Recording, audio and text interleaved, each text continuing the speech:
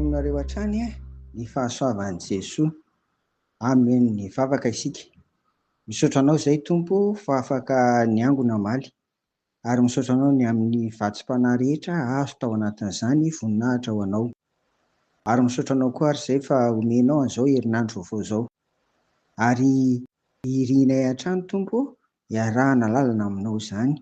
Mamindrafo amin'izay nataonay ka tsy sitraka ao. Ary raha hanaraka indray saintsainan'izao mofinainy izao izahay, dia fanahinao masina ilay mpampianatra lehibe anie, hiasa aty anatinay. Amin'ny anaran'i Jesoa, amen.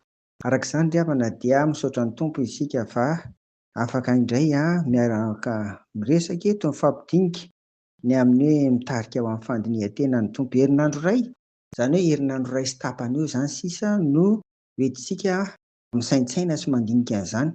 Ny karemy ry havana dia alahady enina. Efa mamaraparina izany manisa izao tsika, jereo tsara fa dia alahady efatra dia alahady ny sapandro fy izany amin'ny heriny, dia ho hitantsika eo izany ny efa rany ry havako. Tsy fantatro ianao na mitovy amiko fa izaho manokana dia nametraka tanjona eo anatrehan'ny Tompo ny amin'ny fandinihan-tena. Tao anatin'izay ataoko hoe telo herinandro izay dia nibitsika amin'ny fanahy masina. Zao no tokony ovana, izao no tokony havela, izao no tokony hahitsy. Dia izay sy ny Tompo mifanatrika, izay sy Jesoa no mifanatrika amin'ny alalan'ny fanahy masina.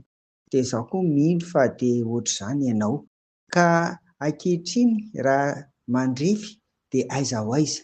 Aiza ho aiza izany, inona ny efa tratra, inona mbola tsy tratra. Mbola misy ry havana ny herinandro vitsivitsy, mangataka ny fanahy masina isika mba hiasa ka dia hitarika antsika amin'ny fandinihan-tena marina. Izay dia niteniko indray andro izay hoe ny tena tsara dia mitovy ny fahitan'i Jesoa, ny tenanao sy ny fahitanao, ny tenanao mba hahafahanao tena mahafantatra marina inona no miabo na tsara eo amin'ny fiainanao, ao amin'ny fiainam-panahy, eo amin'ny toetra mifanao isan'andro.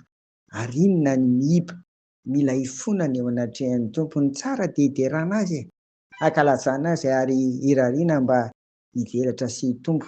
Fa ny mety mitondra ho amin'ny fahotana kosa dia angatahana mafy amin'ny Tompo hifonana, ary angatahana mafy amin'ny Tompo mba tsy haverina sy tsy hatao intsony. Ny apôstôly Paoly dia tena fantany ry havana, fantany tanteraka ny fiainany ary dia mitovy ny fahitan'ny tenany sy ny fahitan'ny Tompo azy, satria izy dia miteny amin'ny Timoty voalohany, toko voalohany, 2:17, vakiana amin'ny anaran'i Jesoa: izao izay mpiteny ratsy fahiny sady mpanenjika no mpampahory. Izany ny fahitan'ny tenany, ary tena mitovy amin'ny fahitan'ny Tompony azy. Izany misy anankitelo tsy tadiavana heviteny ngambo izany, na hoe inona fa dia niteny amintsika fotsy izany hoe mpiteny ratsy, mpanenjika, mpampahory. Dia teo nandinika ary ahoana inona koa ny mba tonihiko eo anatrehan'ny Tompo.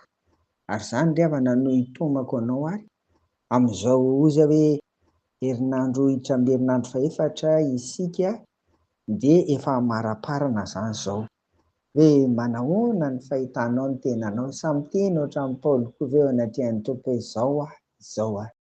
Dia andao ary isika ry havako hiaraka hisaintsainy eo anatrehan'ny Tompo, manahoana indray no entina miambina mafy mba azahoana mitombo amin'ny fahamasinana, amin'ny fanoloran-tena, amin'ny fiainam-baovao, resy ny ota mamatotra, resy ny fahalemena, resy izay mety ho fahazaran-dratsy samihafa. Izany no iriana ry havako ho amiko sy ho aminao, dia mba ho tanteraka tokoa ny fandinihan-tena tarihan'i Jesoa eo amin'ny fiainam-panahy, indrindra ho antsika tsirairay avy. Dia mirary herinandro sambatra, herinandro feno fahombiazana, herinandro feno fifaliana ho anao miaraka amin'ny Jesoa.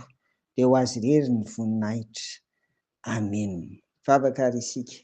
Tompo, raha misy ny tanjona mbola ho tratrarinay ary napetraka teo anatrehanao, dia tafimy fanahinao masina izay. fa fiainam-baovao ny rarianay tompo ho aminay tsirairay avy araka ny anaranay. Rehefa avy nandiny teny izay tapitra zao karemy zao, tapitra zao iray vola amin'ny fandinihan-tena izao. Dia ireny asangatahana amin'ny anaran'i Jesosy zany, amen. Ho aminareo ny fiadanan'i Jesosy, amen.